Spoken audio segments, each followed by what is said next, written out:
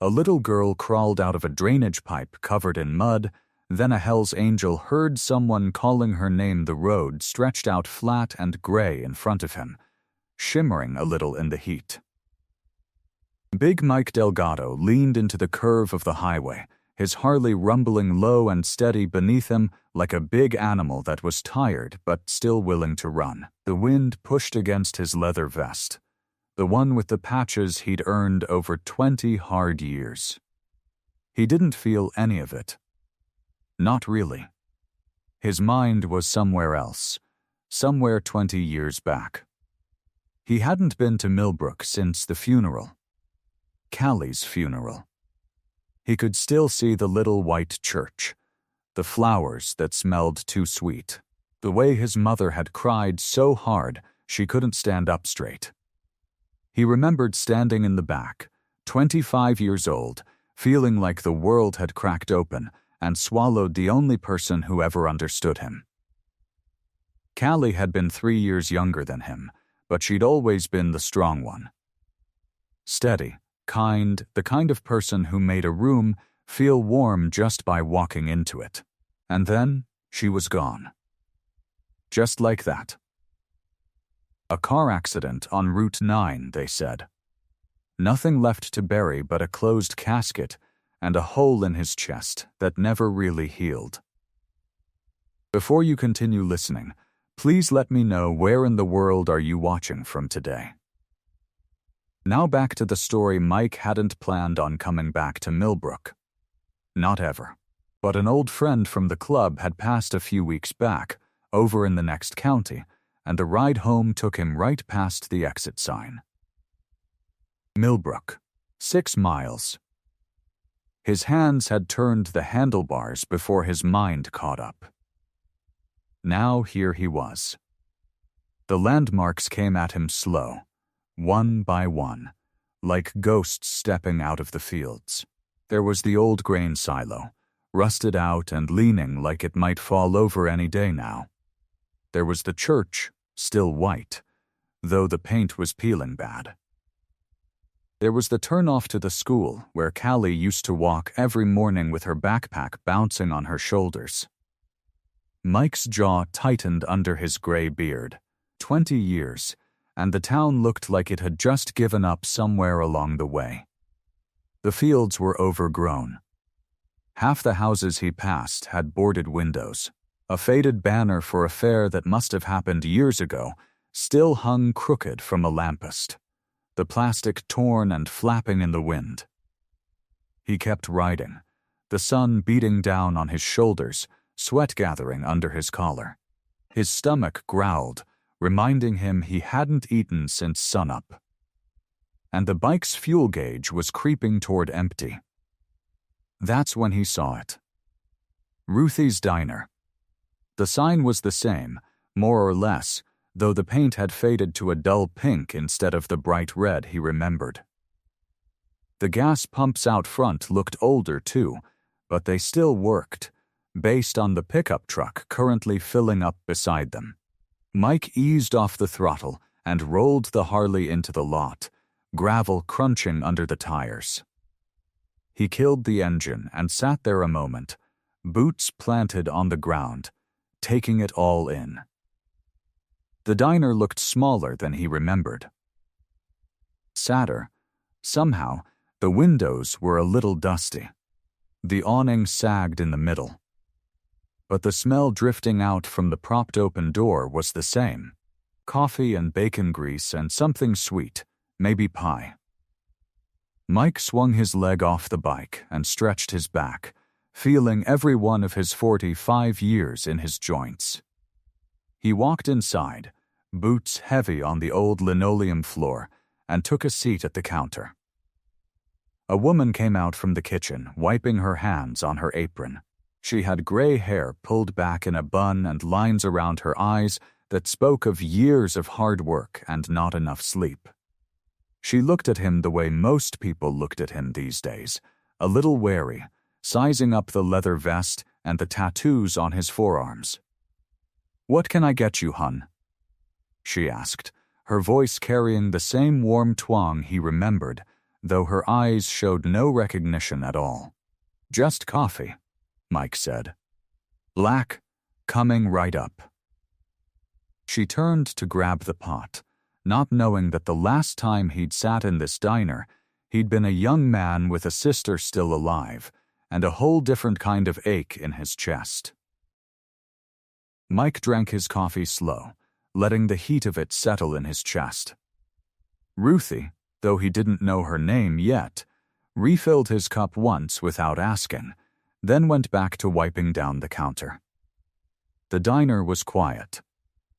Just an old radio playing something soft and country from a back shelf, and the buzz of a fly bumping against the window glass. He paid his bill, left a couple dollars extra on the counter, and walked back out into the sun. His bike was still sitting by the pump where he'd left it, tank near empty. He grabbed the nozzle and got it going, the smell of gasoline sharp in the warm air. That was when he heard it. At first he thought it was the wind. Millbrook sat out in open country, and the wind liked to talk sometimes, whistling through fence posts and empty lots. But this wasn't wind. It had shape to it. Words. Mike's hand stayed on the pump, but his head turned. Across the road, past a shallow ditch grown thick with weeds, there was an old construction site. Looked like it had been there, half-finished, for years.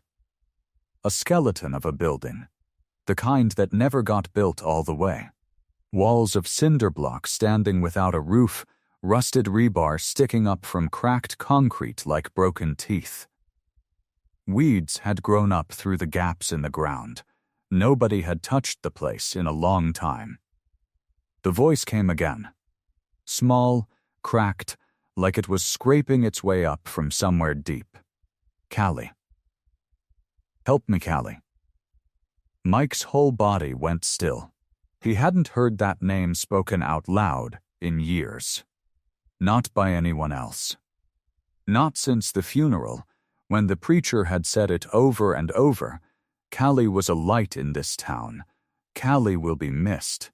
Until the word had stopped sounding like a name and started sounding like a wound. He told himself it was nothing. A trick of the wind after all. Or some kid playing a game. Or his own tired mind pulling ghosts out of the heat. He almost turned back to the pump. Almost, but the voice came a third time, weaker now, trembling. "Callie. Please. Help me." That did it. Mike's hand dropped from the gas pump. He didn't even bother to hang it back on the hook right. It clattered against the side of the tank as he crossed the lot in long strides, boots crunching over gravel, then over the cracked dirt of the shoulder, then down into the ditch and up the other side. The construction site was bigger than it looked from the road. Old machinery sat rusting in one corner, tires flat, paint faded to orange rust. Piles of broken concrete were stacked here and there like something had exploded a long time ago and no one had ever cleaned it up. The heat made the air shimmer over the ground, and for a second Mike wondered if he really had lost his mind, chasing a voice across an empty lot like some old fool. Then he heard it again. Closer now, and this time it wasn't just his sister's name. It was crying. Real crying, the kind that comes from somewhere deep and tired, the kind a person can't fake. He followed the sound toward the far edge of the lot, where a huge drainage pipe stuck halfway out of a mound of dirt, big enough for a grown man to crawl into if he ducked his head. The pipe was concrete, cracked along one side, and the opening was dark, swallowing the sunlight whole. Mike slowed his steps. His heart was hammering now, an old feeling he hadn't felt in years. The kind of feeling that came right before something in his life changed forever. "Hello?" He called out, his voice rough. Anybody in there?" The crying stopped. For a second, there was nothing. Just the wind moving through the weeds and the tick of his motorcycle engine cooling across the road. Then he saw them. Small fingers, caked thick with mud, curling over the broken rim of the pipe from the inside. Little fingers, shaken, holding on like they were the only thing keeping someone from falling. Mike dropped to his knees in the dirt without thinking, his old joints protesting, his breath catching in his throat. He reached out toward the pipe, slow, careful, the way you'd reach toward something wild and scared. "Hey there," Mike said, and his voice came out softer than he expected. Soft wasn't a thing he did much anymore. It felt strange in his mouth, like a language he used to know but had forgotten how to speak. "Hey, it's okay. I ain't gonna hurt you." The fingers on the rim of the pipe went still. Not gone, just still, like a rabbit that spotted a hawk and is deciding whether to run. Mike lowered himself down further into the dirt, getting his eyes level with the dark opening instead of looming over it. He knew what he looked like. 6'2" of leather and ink and hard miles, a beard that hadn't seen a trim in months, arms covered in tattoos that told stories he didn't tell out loud. He knew that, to a scared kid, a man like him could look like the very thing they were hiding from. So he made himself small.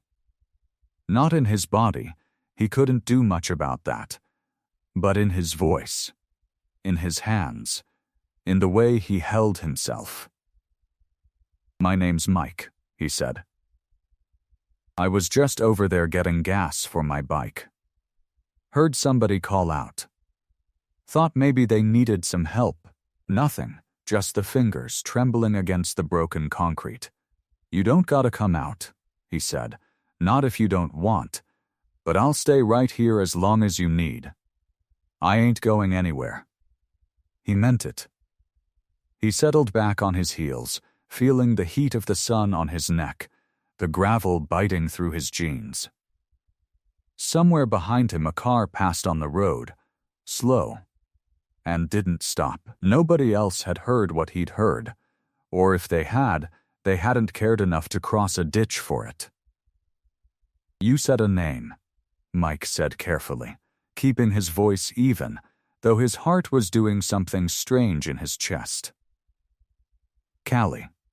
That's a real pretty name. You know somebody named that?" A small sound came from inside the pipe. Not words, just breath, shaky and wet, like the kid had been crying so long there wasn't much left in her. "I had a sister named Callie," Mike said, and it surprised him how easy the words came, after 20 years of never saying them to a soul. "She's been gone a long time. But I still think about her. Every day, if I'm honest." The fingers shifted. Then, slow, so slow, a face appeared in the dark of the pipe's mouth. A little girl's face, streaked with mud and dried tears, eyes wide and scared, hair matted and tangled with dirt and bits of leaves. "Callie," the girl whispered again. But this time, it wasn't a call for help. It was almost a question, like she was asking if that name meant something to him too. "Yeah," Mike said, and his throat went tight.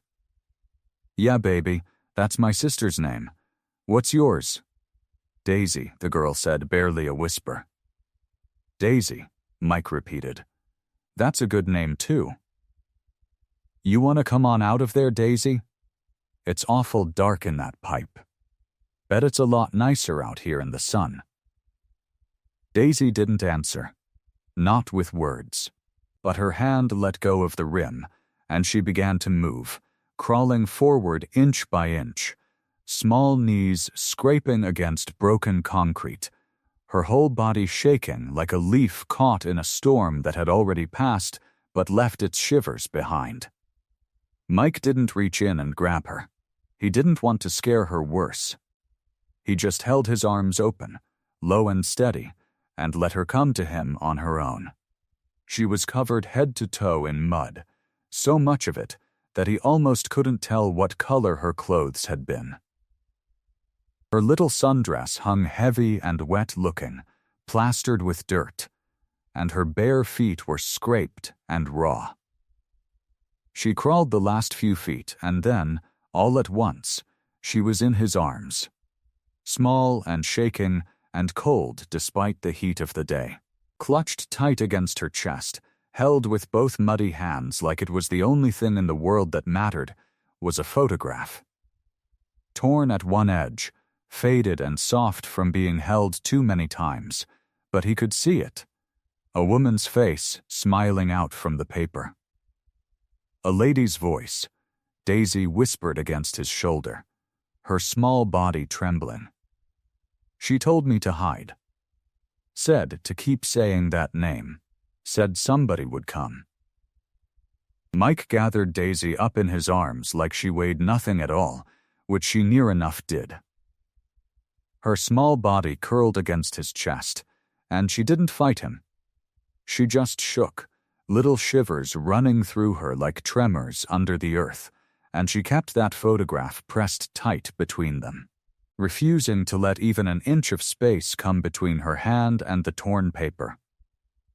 He carried her across the gravel lot, past his bike still ticking as it cooled, past the pump where the gas nozzle hung forgotten in its cradle. Ruthie's diner sat just ahead, its windows glowing yellow in the late afternoon light, a beacon that Mike hadn't expected to need, but was grateful for all the same. The bell over the door jingled as he pushed through it sideways, careful not to jostle the girl in his arms. Ruthie looked up from behind the counter, and whatever she'd been about to say died on her lips the second she saw what Mike was carrying. "Lord have mercy," Ruthie breathed, already moving. She was a heavy-set woman in her 60s with silver hair pulled back in a bun and forearms strong from decades of hauling plates and pots. She didn't ask questions first. She just acted, the way people do when their hands know what to do before their brain catches up. "Bring her back here, honey. Right here." In the booth, Mike carried Daisy to the corner booth, the one with the cracked red vinyl seat, and lowered her down gentle as he could. She didn't want to let go of him at first, her small fingers curling into his shirt. But he sat down right beside her, keeping his arm loose around her shoulders, and that seemed to settle her some. Ruthie disappeared into the back and came out moments later with a stack of clean towels and an old wool blanket that smelled like cedar. She wrapped it around Daisy's shoulders with the kind of practiced tenderness that comes from raising kids of your own, tucking the edges in close. "There you go, sweetheart," Ruthie murmured. "Let's get you warmed up." She set a glass of water on the table, too, and a straw bent at the top, and gently guided it toward Daisy's mouth. The girl drank like she hadn't had water in days, her small throat working hard, some of it dribbling down her chin because her hands were shaking too much to hold the glass steady herself. "Easy now," Mike said quietly. "Not too fast." Daisy pulled back after a few gulps, breathing hard, her eyes darting between Mike's face and Ruthie's like she was trying to figure out if this was real or if she'd wake up back in that pipe. "You're safe here," Ruthie said, sliding into the booth across from them. "Nobody's gonna hurt you in my diner. You hear me?" Daisy gave the smallest nod. "Can you tell us your name again, honey?" Ruthie asked, soft as she could make it. For sure this time. "Daisy," the girl whispered, the same as before. "Daisy," Ruthie repeated, like she was testing the shape of it. "That's a real sweet name. You got a last name, sweetheart?" Daisy's brow furrowed, like she was reaching for something just out of reach, grasping at smoke. I don't know, she said, and her voice cracked. I can't remember. Mike exchanged a look with Ruthie over the top of Daisy's head. Ruthie's eyes were soft but sharp underneath, taking in every detail, same as his were. That's okay, Mike said. You don't gotta know that right now. How about this? Can you tell us how you ended up in that pipe? Anything you remember. Don't matter how small.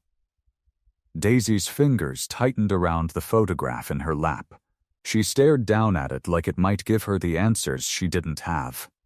I was running, she said slowly, the words coming out broken, like puzzle pieces without a picture to match. In the woods. It was dark. I don't know why I was running. I had to. Take your time, Ruthie said gently. There were branches, Daisy went on, her voice barely above a whisper now. They kept hitting my face, and I fell down, I think, more than once. She touched her knee absently, where a scrape showed raw beneath the mud. And then she stopped. Her eyes went distant, unfocused. Then it just goes dark. I don't remember anything after that. Just the pipe. Waking up in the pipe. Mike pulled out his phone and stepped a few feet away, though he kept his eyes on Daisy the whole time. She was still huddled in the blanket, sipping water now with both hands wrapped around the glass, Ruthie murmuring something to her that made her almost smile. The dispatcher's voice was flat and bored on the other end. Mike gave the address, said a kid had turned up hurt and confused. No memory of her family. He hung up and slid the phone back into his jacket, a strange tightness settling into his chest that he didn't have a name for yet. 20 minutes later, a squad car pulled into the lot. Officer Grant Wilson stepped out, adjusting his belt, moving with the kind of unhurried walk of a man who didn't think much of whatever call he'd been sent on. He was younger than Mike expected, maybe 35, with a soft middle and tired eyes that looked like they'd rather be anywhere else.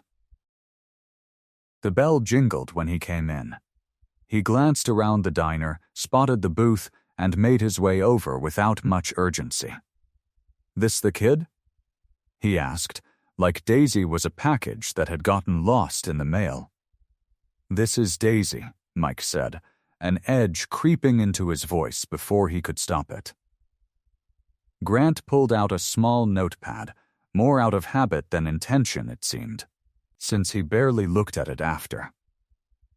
He crouched down next to the booth, gave Daisy a once-over, the kind of glance that took in mud and bruises and torn clothes, but didn't seem to see the girl underneath them. "Hey there," he said, flat.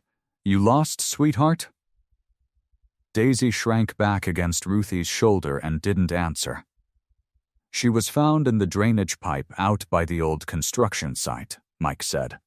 "She's got no memory of how she got there. Says she was running from something in the woods. She's scared, officer. Something happened to her." Grant straightened up, tucking the notepad away without writing a single word. "Kids wander off all the time," he said. "Probably got separated from her folks at a campsite or something. We'll run her through the system, see if anybody's reported a missing child matching her description. In the meantime, easiest thing is to get her over to child services. They got people trained for this kind of thing." "Just like that?" Mike said. "You're not going to ask her more questions? Try to figure out where she came from?" "Look," Grant said, and there was a tiredness in his voice that sounded less like sympathy and more like impatience. "I got a stack of calls waiting on me. This isn't the first lost kid I've dealt with. Child services will sort her out. That's what they're there for." Something about the way he said it, the ease of it, the eagerness to hand her off and move on, didn't sit right with Mike. He'd dealt with plenty of cops in his life, mostly the kind who looked at his leather vest and his patches and assumed the worst. But this was different. This wasn't suspicion. This was a man who wanted the problem gone as fast as possible, without digging into why it existed in the first place. "She's shaking," Mike said. "She's got a scraped-up knee, mud caked into her hair, and she's carrying around a photograph like her life depends on it. And you're telling me the easiest thing is to just pass her along?" Grant's jaw tightened, just slightly. "You got a better idea?" "Yeah," Mike said. "I got a better idea. I'm coming with her." Grant let out a short breath, somewhere between a laugh and a sigh. "That's not really how this works, pal. Make it work," Mike said, and there was nothing soft in his voice now. "I found her. I'm not just going to hand her off and walk away. Not until I know she's somewhere safe, with somebody who actually gives a damn." Ruthie reached over and squeezed Daisy's hand under the table, and Daisy looked up at Mike with something in her eyes that hadn't been there before. Not quite trust, but close to it. Grant looked between the two of them, clearly weighing whether it was worth the argument. Finally, he shrugged, like it didn't matter to him either way. "Fine, you want to ride down to the station, that's your business. But I'm telling you now, this is going to go through channels. There's a process. Then I'll be there for every step of it," Mike said. The police station smelled like old coffee and cold metal. Mike sat in a plastic chair too small for a man his size, his knees nearly touching his chest, while Daisy sat beside him on a bench that swallowed her whole. Someone had given her a granola bar. She hadn't touched it. Her fingers were too busy holding the photograph, the same way they'd been holding it since he pulled her out of that pipe, like letting go of it meant letting go of something bigger than paper. Grant had disappeared behind a door 20 minutes ago, muttering about paperwork and a supervisor. Ruthie had gone home to open the diner, promising she'd come back the second her shift ended. So it was just the two of them now. Mike and this small, muddy girl under fluorescent lights that buzzed like tired bees. "You want me to hold that for you a minute?" Mike asked, nodding at the photo. "Just so it don't get more torn up." Daisy shook her head hard, clutching it tighter to her chest. "Okay," he said gently. "Okay. You don't gotta." But a few minutes later, her arms grew tired. She was fighting sleep, her small body swaying, eyelids drooping, and the photograph slipped just enough in her grip that Mike caught sight of the edge of it for the first time. Just a sliver. A woman's face, mostly hidden by the fold in the paper, smiling at something outside the frame. Something in his chest tightened, but he told himself it was nothing. Just a photo. Kids carried all kinds of things. Daisy's head began to nod, her chin dipping toward her chest, and finally, her hand went slack. The photograph slid from her fingers and landed face up on her lap. Mike leaned forward before he could stop himself. The picture was old, the corners soft and worn like it had been folded and unfolded 1,000 times. There was a crease running right through the middle, right through the woman's face. But even torn and faded, even after 20 years, Mike knew her. He knew that smile. He knew the way her head tilted just slightly to the left when she laughed, like she was always about to tell you a secret. He knew the small gap in her front teeth, the same one their mother had, the same one Mike had teased her about when they were kids. Callie, his baby sister. His hands went cold. The station noise around him, the phones ringing, the shuffle of papers, Grant's voice somewhere down the hall, all of it faded into a strange, ringing silence. It couldn't be her. It wasn't possible. Callie had died 20 years ago in a car wreck on Route 9 on a rainy October night that Mike had relived in his head more times than he could count. He'd stood at her funeral in a suit that didn't fit right, staring at a casket the state troopers told him held what was left of her, though it had been closed, they said, out of respect for the family, because the crash had been bad. He'd carried that grief for 2 decades like a stone in his gut, a weight that never fully lifted, no matter how many miles he put behind him on the back of his bike. And now, here it was. Her face. Right here, in the trembling hands of a 6-year-old girl who called out for her from inside a drainage pipe like she was calling out for a guardian angel. Callie. Help me, Callie. Mike's mouth went dry. He looked at Daisy, really looked at her, the way he hadn't let himself look before. The shape of her eyes, the stubborn set of her jaw, even in sleep. The little gap between her front teeth, baby teeth, sure, but they're all the same. His pulse thundered in his ears. It wasn't possible. It couldn't be possible. But some part of him, some old and buried part that had never quite believed the story he'd been told all those years ago, some part that had always wondered why the casket stayed closed, why nobody let him see her one last time, sat up and took notice. Mike stared at Daisy, at the photograph resting now against her small, sleeping palm, and for the first time since he'd pulled her out of the mud, he felt truly afraid. Not for her, for himself, for what this might mean, for the possibility that the sister he had buried and mourned and carried with him for 20 years had never been in the ground at all. Mike stepped out into the parking lot, the cold night air hitting him like a slap. He needed to breathe. He needed to think. Through the glass doors of the station, he could still see Daisy, asleep on that bench, the photograph now tucked safely back into her small fist even in sleep. He pulled out his phone with hands that weren't as steady as he wanted them to be. His thumb hovered over the screen before he found the name he was looking for. Preacher. The phone rang twice before a gravelly voice answered. Delgado, you're supposed to be at a diner eating pie, not calling me at midnight. Preacher, I need you to look into something. Mike's voice came out low, tight. He glanced back through the glass doors again, making sure Daisy was still there, still safe. It's about Callie. There was a pause on the other end. Preacher had been around long enough, had known Mike long enough, to understand that name carried weight. Your sister? Mike, she's been gone 20 years. What's there to look into? I don't know yet. That's why I'm calling you and not losing my mind alone.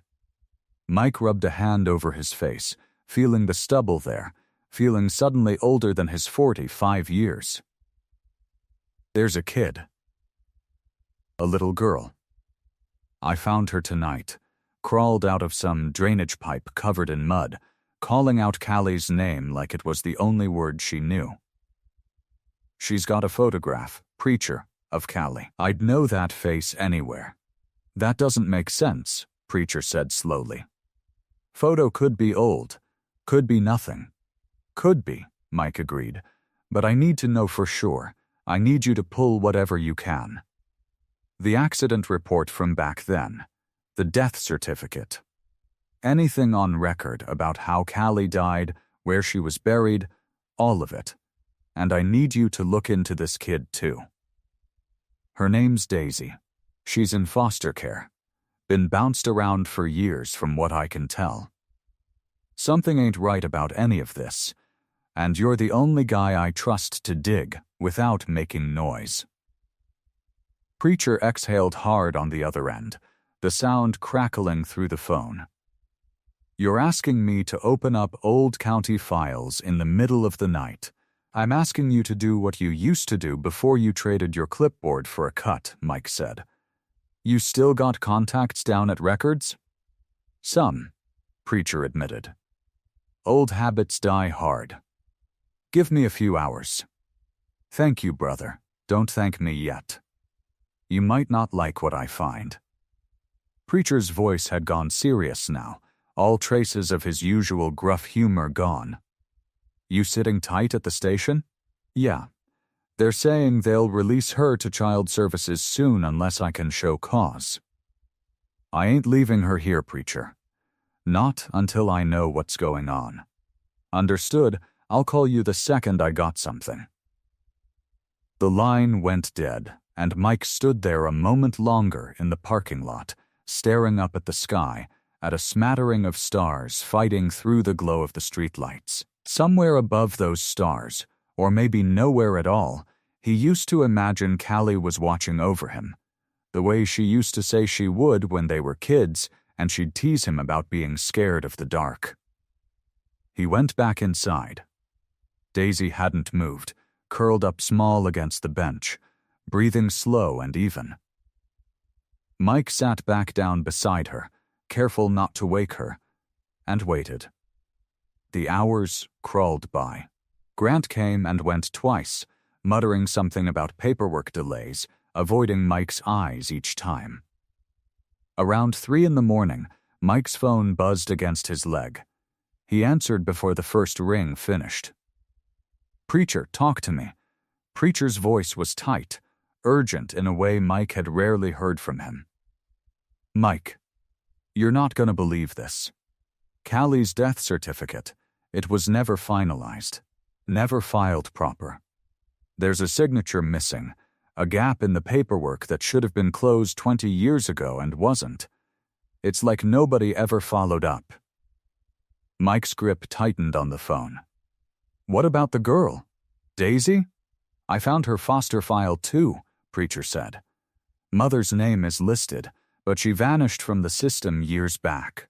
Left no trail, no explanation, nothing. County's got no record of where she went or why. Preacher paused, and Mike could hear him take a breath.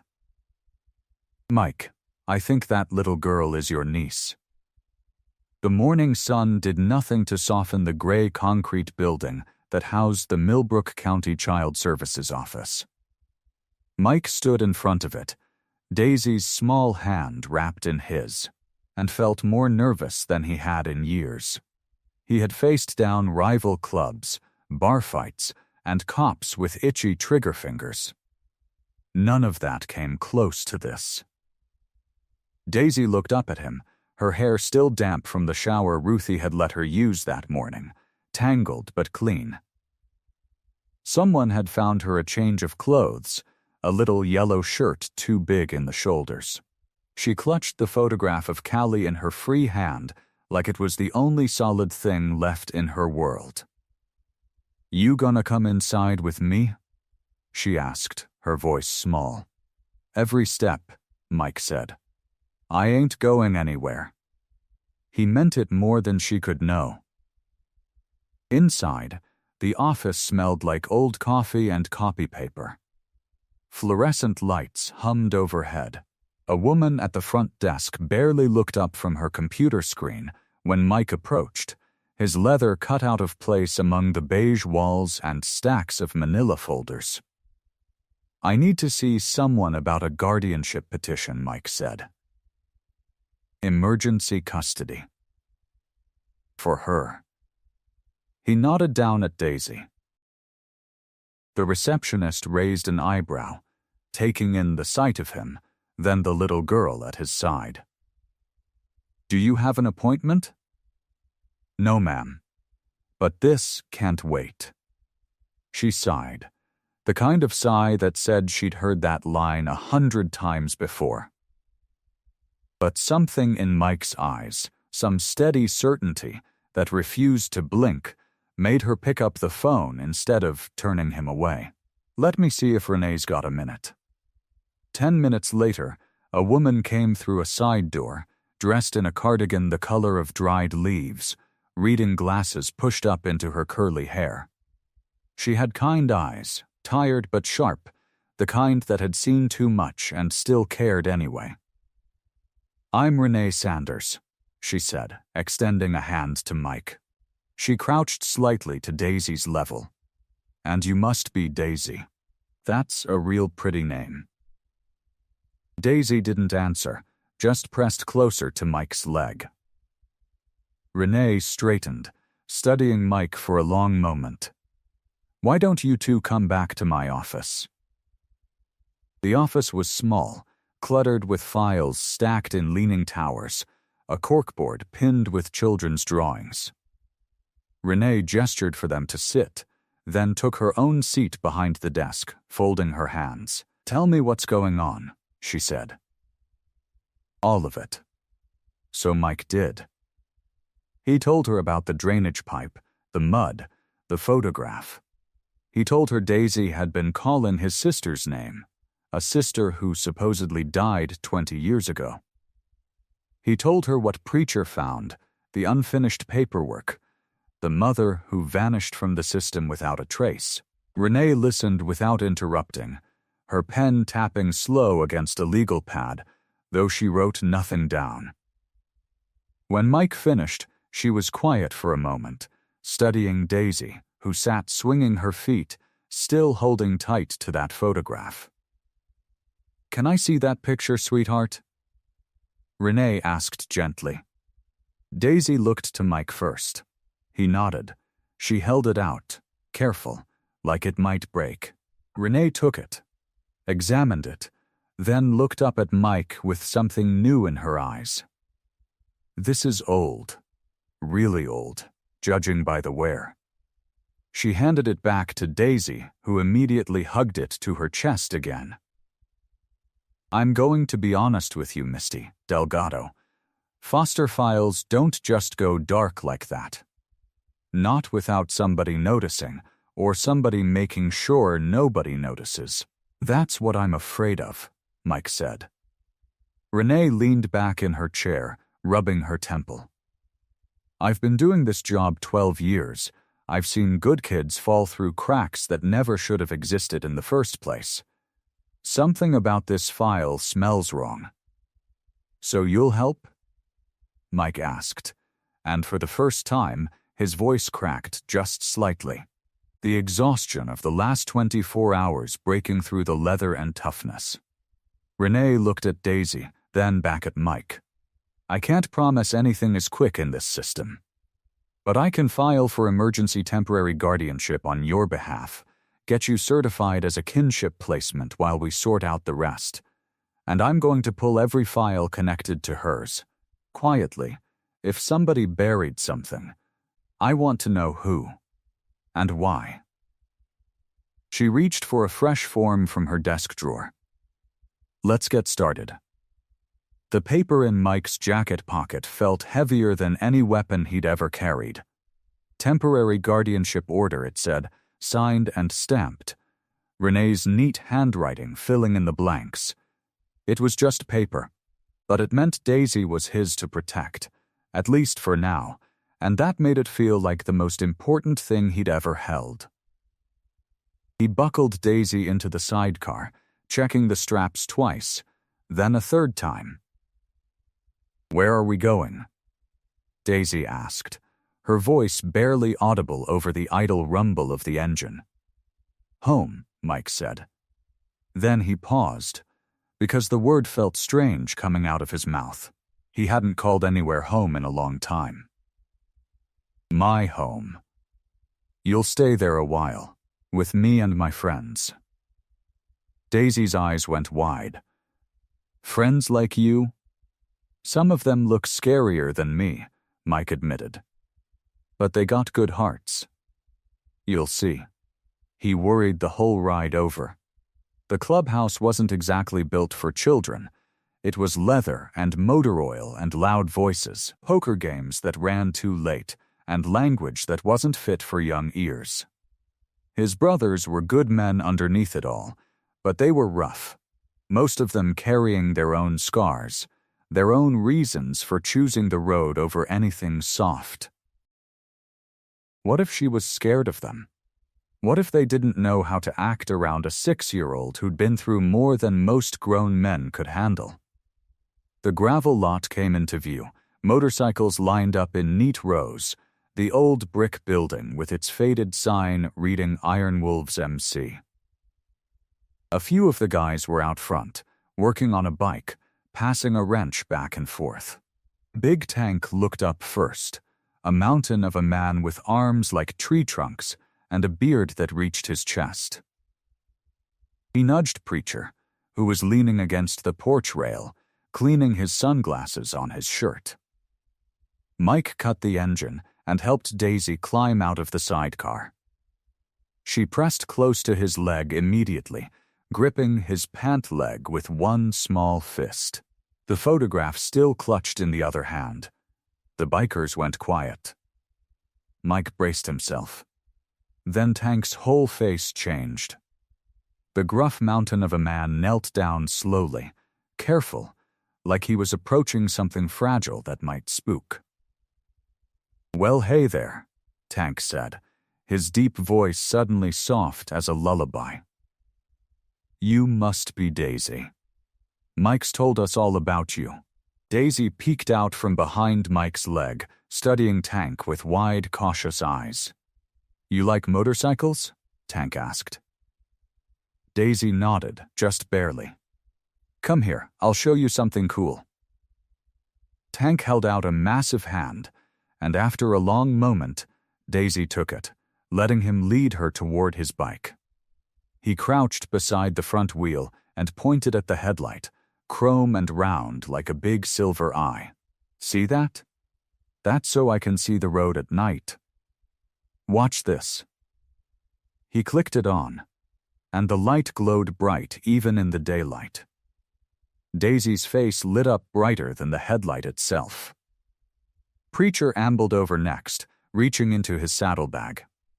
He pulled out a stuffed bear, brown and a little worn at the seams, one he'd been carrying around for reasons nobody ever asked about.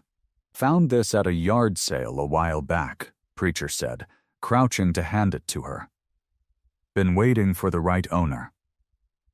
"I think that's you." Daisy took the bear carefully, hugging it to her chest right alongside the photograph. For the first time since Mike had pulled her out of that drainage pipe, she smiled. A real smile, small but genuine. Mike stood back, watching his brothers, the toughest men he knew, melt like candle wax around one scared little girl. Something warm cracked open in his chest, something he hadn't felt in 20 years. That night, after a supper of grilled hot dogs and lemonade Ruthie had dropped off special, Mike tucked Daisy into a borrowed bunk in a small room down the hall from his own. The bear sat propped against her pillow, the photograph resting on the nightstand beside her. "You gonna be okay in here?" Mike asked. Daisy nodded, eyes already heavy. "Uncle Mike?" It was the first time she'd called him that. His throat tightened. "Yeah? I like it here," she whispered, and within moments she was asleep. The days settled into a rhythm Mike hadn't known he was missing. Mornings smelled like bacon grease and coffee, the clubhouse kitchen taken over by whichever brother felt like cooking, and Daisy would sit on a stool at the counter, swinging her legs, watching everything with those careful eyes of hers. She was starting to laugh more. Small laughs, quick ones, like she wasn't sure yet if she was allowed to. But they were there. Mike knew he had to be careful. Renee had told him as much, sitting across from him at her cluttered desk with a folder full of Daisy's case history. "Kids like her, they carry things," she'd said. "Don't dig too fast. Let her come to you." So he waited. He let Daisy set the pace, playing checkers with Preacher on the porch, following Tank around the garage asking 100 questions about engines, curling up next to Mike on the old couch to watch cartoons on the ancient television that only got 4 channels. And slowly, in bits and pieces, she started to talk. It was a Tuesday evening, the sky bruised purple outside the window when she brought it up on her own. Mike was sitting on the edge of her bed, the lamp casting a soft yellow glow over the room, and Daisy was hugging Preacher's bear to her chest like she did every night now. "Uncle Mike?" she said. "Yeah, kiddo? Do you know any songs?" The question caught him off guard. He tried to think of the last time he'd sung anything that wasn't off tune during a bar fight. "Not really good ones," he admitted. "Why?" Daisy picked at a loose thread on the bear's ear. "There was a lady. She used to sing to me. At the last place I lived. Outside my window." Mike went very still. He kept his voice easy, casual, like they were talking about nothing more than the weather. "Yeah? What kind of songs?" "I don't know the words good." It was quiet. Like a whisper song, Daisy hummed a few notes, soft and broken, not quite a melody Mike recognized, but something about it made the hair on his arms stand up. She sang it a lot, almost every night. "Did you ever see her?" Mike asked, trying to keep his tone light even though his heart had started thumping harder in his chest. Daisy shook her head. "It was always dark. My room didn't have a good light. I used to get up and look out the window, but I could never see nothing. Just heard her." She paused, thinking. She had a nice voice though, soft, like she was trying not to wake nobody up. "Did she ever say anything? Besides singing?" Daisy nodded slowly. "Sometimes she'd whisper stuff. Like, 'You're safe, baby girl. I got you.' Stuff like that." She hugged the bear tighter. "I used to think maybe she was an angel or something. Like on the shows." Mike's throat felt tight. He reached over and smoothed the blanket around her shoulders, needing something to do with his hands. "That sounds nice," he managed to say. "Did she come every night?" "Almost. Not always. But a lot." Daisy yawned, her eyelids growing heavy, the way they always did right before sleep pulled her under. "She always left before it got light out, though. I never got to see her in the morning. I used to try to stay awake to catch her, but I always fell asleep first." "Before sunrise, huh?" Mike said quietly. "Mm-hmm." Daisy's eyes were closing now, her words slowing, sleep tugging at the edges of her voice. She was always gone by then, like she didn't want nobody to see her. Mike sat there a long moment after Daisy's breathing evened out into sleep, the lamp still glowing soft against the wall, the bear tucked snug under her arm. His mind was racing, turning over what she'd said, piecing it together with everything else. Someone had been watching over her, singing to her in the dark, whispering that she was safe, then disappearing before the sun ever came up. Careful never to be seen. He didn't let himself think the name that kept trying to surface in his mind. It felt too big. Too impossible. Too much like hoping for something he'd buried a long time ago. Renee showed up at the clubhouse just after 10 the next morning, her sedan looking out of place next to the row of parked motorcycles. She carried a thick folder under her arm, and the look on her face told Mike this wasn't a social call. "Coffee?" he asked, holding the door open for her. "If it's strong," she said. "I've been up half the night reading." They sat at the long wooden table in the kitchen, the same one Daisy had been eating pancakes at just an hour before, now off with Preacher learning how to braid a bracelet out of leather cord. Renee set the folder down and opened it, sliding a few pages across to Mike. "I want to show you something," she said. "But I need you to stay calm while I do it." Mike raised an eyebrow. That's never a good way to start a conversation. No, Renee agreed. It's not. She tapped the first page. It was a list of names, dates, and numbers, organized in neat columns. Mike squinted at it, trying to make sense of the rows. This is Daisy's placement history, Renee said. Every foster home she's been in since she went into the system. Look at the dates. Mike looked. 6 weeks here. 4 weeks there. 2 months at one place, then gone. Some placements lasted only days. That's not normal, Mike said slowly. Is it? No, Renee said. It's not. Kids get moved sometimes, sure, placements fall through. But this many transfers, this fast, over and over? That's a pattern, and patterns like that usually mean somebody's making money off it. She pulled out another sheet, this one filled with dollar amounts next to dates that lined up with the transfers. These are reimbursement claims, Renee explained. Every time a kid gets moved to a new placement, there's paperwork. Fees for transportation, fees for emergency housing, fees for processing.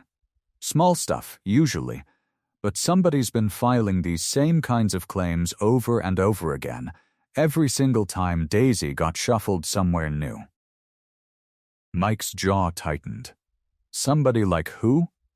Renee met his eyes. Wallace Cross. He's the caseworker who handled most of her transfers. I pulled records for a dozen other kids under his supervision. Same story. Short placements, quick moves, and every time a stack of reimbursement claims with his name on the paperwork. You're telling me this guy's been making money moving kids around like they're furniture? I'm telling you I think so, Renee said carefully. I can't prove it yet. Not enough to take to a judge. But it's enough to make me very worried, and it should make you worried too. Mike leaned back in his chair, running a hand over his face. He thought about Daisy at 6 years old, dragged from house to house, never given the chance to unpack a bag before somebody moved her again. He thought about the voice she talked about, the woman singing outside her window in the dark. The only steady thing in a life that kept getting torn apart. His chest ached. Why hasn't anybody caught this before? He asked. Because the system's overloaded, Renee said, and there was real anger in her voice now. Quiet, but sharp. Caseworkers are stretched thin, paperwork gets rubber-stamped, nobody has time to dig. I only caught it because something about Daisy's file felt off from the start. I started pulling threads. I didn't expect it to unravel like this. Mike looked down at the papers again, at Daisy's name printed over and over next to dates and numbers, like she was a line item instead of a little girl. So what happens now? Renee closed the folder, but she didn't look relieved. She looked worried. Now I need you to listen carefully, she said. Wallace has already started asking around. He knows Daisy's back in the system's radar. He knows she's here, with you. He's been asking other caseworkers questions, trying to find out who has custody, what the legal status is. Mike's stomach dropped. He's coming for her. He might try, Renee said. Men like him don't like loose ends. If he thinks Daisy talking, or someone digging into her file could expose what he's been doing, he's going to want her back under his control, or buried in paperwork so deep nobody can trace it. She reached across the table and put her hand briefly over his, an unusual gesture for someone so careful about boundaries. We need to move fast, Mike. Faster than we planned. We need to get you permanent custody locked down before Wallace finds a way to interfere. Word travels fast in a small town, and in Millbrook, it traveled faster than most. By the time Renee's sedan pulled out of the clubhouse lot, Half the town already knew there was a little girl living with the Hells Angels. By supper time, the story had grown legs, twisting itself into something bigger and stranger with every telling. She was an orphan. She was a runaway.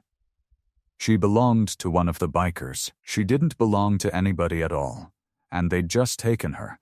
Like a stray dog, nobody bothered to check for a collar. Ruthie heard the first whispers over the lunch rush from a table of regulars nursing coffee and pie. "You hear about that girl out at the clubhouse?" said Loretta Hanks, a heavy-set woman who ran the flower shop on Main Street and knew everyone's business before they knew it themselves. "Some little thing, all covered in mud, they say. Found her out by the old construction site. I heard she doesn't even have people," said the man across from her, a retired mechanic named Denny. "No mama, no daddy. Just showed up out of nowhere. And they're just letting her stay there?" Loretta's voice dropped, like she was sharing something scandalous. "With all those bikers? What do they know about raising a child?" Ruthie, wiping down the counter nearby, felt her spine stiffen. She didn't say anything yet. She just listened, the way she always did, letting people talk themselves out before she stepped in. By Thursday, the whispers had turned into something closer to a chorus. Customers came in, ordered their usual, and before they left, somebody always brought it up. The bikers. The little girl. What kind of men keep a child out at a place like that? "I heard he's some kind of criminal," a young mother said one afternoon, bouncing her own toddler on her knee. "That Delgado fellow. Heard he's been in prison." "That's not true," Ruthie said, sharper than she meant to. The woman blinked, surprised. "Well, how would you know?" Ruthie set down the coffee pot, wiped her hands on her apron, and looked the woman square in the eye. "Because I knew his sister. Callie Delgado. Sweetest girl who ever walked through that door." She nodded toward the entrance, like Callie might come strolling in any second 20 years younger, laughing at something Ruthie had said. The diner had gone quiet. A few heads turned. "She used to come in here every Sunday after church," Ruthie went on, her voice steady now, sure of itself. "Always ordered the same thing, scrambled eggs and wheat toast, and she'd leave a bigger tip than the meal cost, every single time. Said it was because somebody always needed it more than she did." Ruthie's eyes stung a little, remembering. She used to talk about her brother Mike like he hung the moon. Said he was the toughest, kindest man she ever knew. Said if she ever needed help, he'd be the first one there, no matter what. Loretta shifted uncomfortably in her seat. "That was a long time ago, Ruthie. Some things don't change," Ruthie said. "I've seen that man come through here twice now since he brought that little girl to town. You know what he does? Orders the cheapest thing on the menu so there's more money left for her ice cream. Watches her like she's made of glass. That's not a criminal, Loretta. That's a man trying to do right by a child nobody else wanted." The diner was silent except for the hum of the old ceiling fan. "Maybe," Ruthie said, softer now. "Instead of whispering about what we don't know, we ought to find a way to help." She wiped down the counter again, letting the idea settle in the air like steam off a fresh cup of coffee. By the time Mike walked in that evening, tired and quiet after another long day of phone calls and lawyers, Ruthie had already made up her mind. "I've been thinking," she said, sliding a plate of pie in front of him before he even asked. "This town ought to throw a fundraiser for Daisy. Show people what your club is really about." Mike looked up at her, wary. "Ruthie, I don't need this town's pity." "It's not pity," Ruthie said firmly. "It's proof. Let them see for themselves." Mike stared down at the pie, jaw tight, thinking of Daisy's laugh, of Renee's warning, of how much the little girl needed every advantage she could get. "Fine," he said finally. "For Daisy." The sidecar sat gleaming in the afternoon sun, chrome polished so bright it hurt to look at straight on. Mike had spent an hour that morning cleaning it, though he told himself it was just routine maintenance. Truth was, he wanted it perfect for her. Daisy stood a few feet away, arms crossed tight over her chest, eyeing the machine like it might bite. "It's not gonna hurt you," Mike said, crouching down to her level. "Promise. It's loud," Daisy said. "Yeah, it is." He didn't try to talk her out of that one. But loud don't mean dangerous. Thunder's loud too, and that never hurt nobody.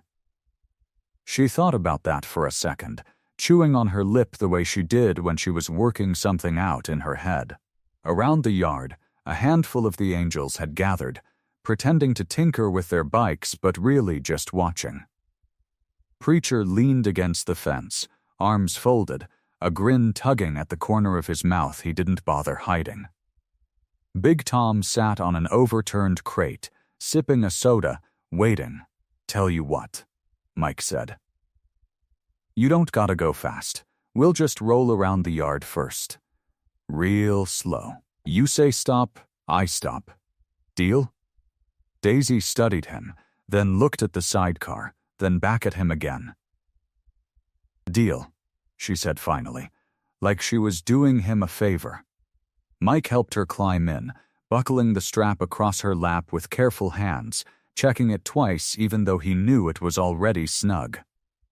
He pulled his old leather jacket off his own shoulders and draped it over hers, way too big, swallowing her whole, but she didn't complain. She just tucked her chin into the collar and breathed in. "Ready?" he asked. She nodded, though her knuckles were white where she gripped the sides. He started the engine. It rumbled to life beneath them, and Daisy flinched, sucking in a sharp breath. Mike kept his hand steady on the throttle, easing them forward at barely a crawl, slower than a man could walk if he tried. "You're okay," he said over the engine noise. "I got you." They rolled around the yard in a wide, slow circle. Daisy's shoulders stayed stiff for the first lap, her eyes squeezed half shut. But by the second lap, something in her started to loosen. Her grip on the sidecar eased, just a little. By the third lap, she peeked one eye open, then the other. "Faster?" Mike asked. She hesitated, then nodded, small but sure. He gave it just a touch more speed, still slow enough to walk beside if he wanted, but enough that the wind caught her hair and pulled it back from her face. And that was when the laugh came. Small at first, a surprised little giggle that burst out of her like it had snuck past her before she could stop it. Then, another. Then she was laughing for real, head tipped back, arms loosening their death grip to wave at the men watching from the fence. "Look at me," she hollered. "Look at me, Preacher." "I see you, kid." Preacher hollered back, cupping his hands around his mouth. Ain't never seen nobody ride that good on their first try. Big Tom whooped and clapped. A couple of the other angels whistled, banging wrenches against their palms like applause. Daisy soaked it up, grinning so wide it looked like it might split her face in two, waving at every single one of them like she was riding in a parade. Mike kept the pace slow and steady, circling the yard again and again, and every time he glanced down at her, that same lump rose up in his throat. She looked so small in his jacket, so light in the seat, and yet something about the sound of her laughter filled up all those empty years he'd spent alone, filled them up until there wasn't room left for the silence he used to carry. By the time he finally cut the engine, Daisy didn't want to get out. "One more lap," she begged, tugging at his sleeve. "Please." "Uncle Mike, one more." Mike looked at her, muddy sneakers dangling off the seat, his old jacket swallowing her shoulders, and felt something in his chest crack wide open in the best way a thing could break. "One more," he said, and started the engine again. The morning of the cookout, Mike stood in the clubhouse yard and wondered if he'd made a terrible mistake. Folding tables lined the gravel lot, borrowed from the church down the road. Strings of paper lanterns hung crooked between the fence posts, put up by Big Tom, who had never hung a decoration in his life, and it showed. 3 grills smoked in a row, and the smell of burgers and barbecue chicken drifted out toward the road, where a hand-painted sign read "Family Fundraiser," all welcome in letters Daisy herself had helped paint, pink and purple and a little crooked. "Nobody's gonna come," Mike muttered, checking his watch for the 10th time. "They'll come," Preacher said, wiping his hands on a rag. "Ruthie's been talking this up at the diner for a week straight. Folks are curious, if nothing else, curious to see if we bite somebody's kid, maybe." Preacher just shrugged, because they both knew that was probably half true. But at noon, a beat-up minivan rolled into the lot, and a family Mike didn't recognize climbed out, kids trailing behind holding a foil-covered dish. Then a truck. Then 2 more cars. By 1 o'clock, the lot was filling with people who 20 years ago wouldn't have driven past the clubhouse without locking their doors. Ruthie arrived with a folding chair under one arm and a cash box under the other, setting up a table right by the entrance like she owned the place. $5 a plate, she announced to no one in particular, and every penny goes to that little girl's lawyer. Anybody got a problem with that can turn right back around. Nobody did. Daisy worked the crowd like she'd been born to it, running between tables with a paper cup of lemonade in each hand, telling anyone who'd listen about the sidecar and how fast she'd gone, which by her account was approximately the speed of a rocket ship. Mike watched her from behind the grill, spatula in hand, feeling something warm spread through his chest every time she laughed. By late afternoon, something strange had happened. The invisible line that had always separated the leather vests from the church picnic blankets had started to blur. Big Tom, a mountain of a man with tattoos up both arms, sat cross-legged on the grass, letting a group of 6-year-olds braid friendship bracelets onto his wrist. His face solemn with concentration like this was the most important job he'd ever done.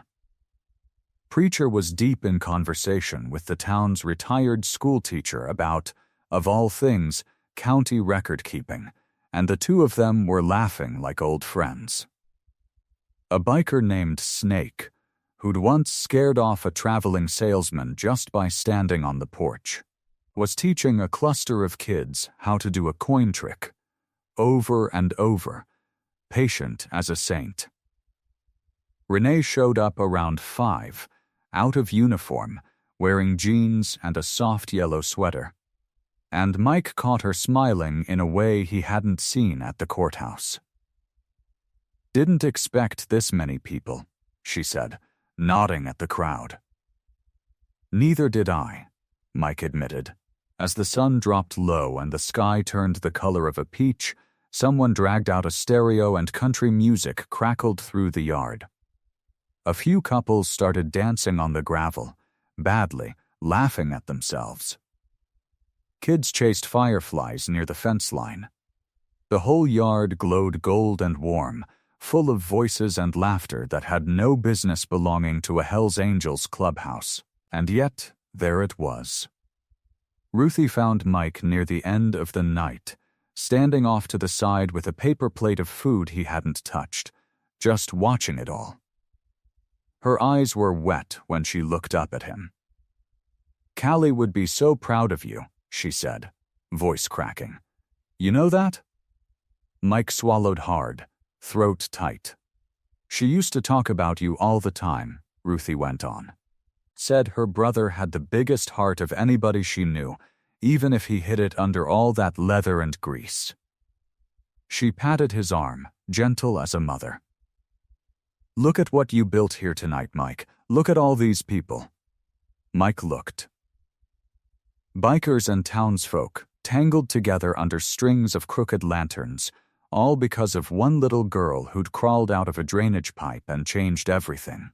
She'd be proud, Ruthie said again, softer this time, like she needed to believe it as much as he did. The Millbrook County Courthouse smelled like old paper and floor wax, and Mike Delgado had never in his life felt so out of place in a suit. Preacher had lent him the jacket. It fit tight across the shoulders, and the collar felt like a fist around his neck. But Renee had told him 3 times that morning that judges paid attention to things like that, so he'd worn it anyway. He sat at the long table beside Renee, his hands folded in front of him so tight his knuckles had gone pale, and he stared straight ahead at the judge like a man waiting for a verdict on his own life. In a way, he was. Judge Marlene Petty was a small woman with silver hair pulled back tight and reading glasses perched on the end of her nose. She had a reputation, Renee had warned him, for being tough on foster cases, for not trusting easily. She looked over the papers in front of her for a long moment before she spoke. Mr. Delgado, she said, you understand this is an unusual request. Emergency guardianship, filed by a man with no prior relationship to this child, against the objections of the assigned caseworker. Yes, Your Honor, Mike said. His voice came out rougher than he meant it to. Renee stood then, smoothing the front of her blazer, and laid a thick folder on the table in front of the judge. Your Honor, if I may. The assigned caseworker in question is Wallace Cross. She let that name sit there a second. In the last 3 years, Mr. Cross has processed 11 emergency placements for Daisy Delgado. 11, Your Honor, for one child, all within a system that is supposed to prioritize stability. Each placement came with a bill to the county. Each home was later found to be inadequate, sometimes dangerously so, and each time, Mr. Cross was the one who signed off on the initial approval. She flipped open the folder to a stack of records, dates circled in red ink where Preacher had marked them. Late nights at the clubhouse table with reading glasses pushed up on his bald head, muttering about paperwork like a man cracking a code. There is a pattern here that goes beyond negligence, Renee said. We believe it points to financial exploitation of vulnerable children in the foster system, and Daisy Delgado was caught directly in the middle of it. The judge's eyes moved slowly down the page, and Mike watched her jaw tighten just slightly. And your relationship to the child, Mr. Delgado? The judge asked, looking up over her glasses. Mike cleared his throat. She's my niece, Your Honor. Her mother was my sister. We thought Callie died 20 years ago. Turns out, she didn't. She's been hiding, trying to protect Daisy from her father. And you can provide a stable home? I've got a house, Mike said. Steady work. And I've got about 40 people behind me who'd walk through fire for that little girl. He hesitated, then added, quieter, I know what I look like, Your Honor. I know what people think when they see the vest. But I have never in my life wanted anything as bad as I want to keep that kid safe. The courtroom was silent. Judge Petty studied him for a long moment, then looked down at the folder again, flipping through page after page of Renee's careful notes and Preacher's red circles. This court, she finally said, is granting temporary custody of Daisy Marie Delgado to Michael Delgado. pending further investigation into the whereabouts and status of the child's mother, and pending a full review of Mr. Cross's conduct as caseworker. She looked at Mike directly. "Don't make me regret this, Misty. Delgado, you won't," Mike said, and for the first time in 20 years, he meant a promise with his whole chest. That night, the clubhouse lit up like the 4th of July. Someone strung extra lanterns. Ruthie showed up with 3 pies she refused to let anyone pay for. Preacher popped a bottle of sparkling cider because Daisy insisted on a toast, and the whole yard raised their cups when Mike lifted Daisy onto his shoulders, and she shouted, "We won. We won," at the top of her lungs, loud enough to scare the crickets quiet. Mike laughed, really laughed, a sound that surprised even him, and for one night, standing in that crowded yard full of leather and lanterns and people who loved her, he let himself believe the hardest part was finally over. Days had passed since the courtroom, and the clubhouse had settled into something Mike never thought he'd have again. A rhythm. A routine. Mornings smelled like bacon grease and coffee. Evenings smelled like cut grass and campfire smoke. Daisy had her own room now. The old storage space behind Preacher's office cleared out and painted the color of butter, with a quilt Ruthie had sewn from scraps of old bandanas the guys had donated. It shouldn't have worked as a bedroom for a little girl. Somehow, it did. That night, after the yard had emptied out and the lanterns had burned low, Mike carried Daisy inside on his hip, even though she insisted she could walk herself. She was heavy with sleep already, her cheek pressed against his shoulder, sticky with the last bit of pie she'd refused to let anyone throw away. He laid her down in the little bed and pulled the quilt up to her chin. She blinked up at him, eyes barely open. "Uncle Mike?" "Yeah, kiddo. Are we gonna live here forever?" Mike sat on the edge of the bed, the old frame creaking under his weight. He thought about how to answer that. He thought about Callie. Still out there somewhere, still hiding. Still a piece of this puzzle that hadn't clicked into place yet. But he didn't want to give her anything but the truth that mattered right now. "We're gonna live here as long as you need," he said. "This is home now. You understand me? Nobody's taking that away." She smiled, eyes fluttering shut. "Okay," she whispered. "Night, Uncle Mike. Night, Daisy girl." He sat there a minute longer, watching her breathe slow and even, the porch light outside casting a soft yellow glow through the curtains Ruthie had hung just that week. He thought about how strange it was, how a man could spend 20 years building walls so high nothing could get over them, and then one muddy, trembling little girl could knock them down without even trying. He thought about the judge's warning. "Don't make me regret this." He wouldn't. He couldn't. Not after this. He turned off the hallway light and went to bed himself, feeling something settle in his chest he hadn't felt in years. Peace, real peace, not the numb kind he'd faked for 2 decades. He fell asleep to the sound of crickets and the low hum of the clubhouse finally quiet. He woke to gray light coming through the blinds and a silence that felt wrong. He didn't know why at first. He just felt it, the way you feel a storm coming before the sky turns. He sat up, listened. No small footsteps padding down the hall. No cartoons murmuring low on the little TV Daisy liked to sneak on before breakfast. Just quiet. He was out of bed and down the hall before he'd even fully processed the fear crawling up his spine. Daisy's door was open. Her bed was empty, the quilt thrown back like she'd gotten up in a hurry or been taken in one. The stuffed bear Preacher had given her sat alone against the pillow, tipped on its side. "Daisy?" Mike's voice cracked through the hallway.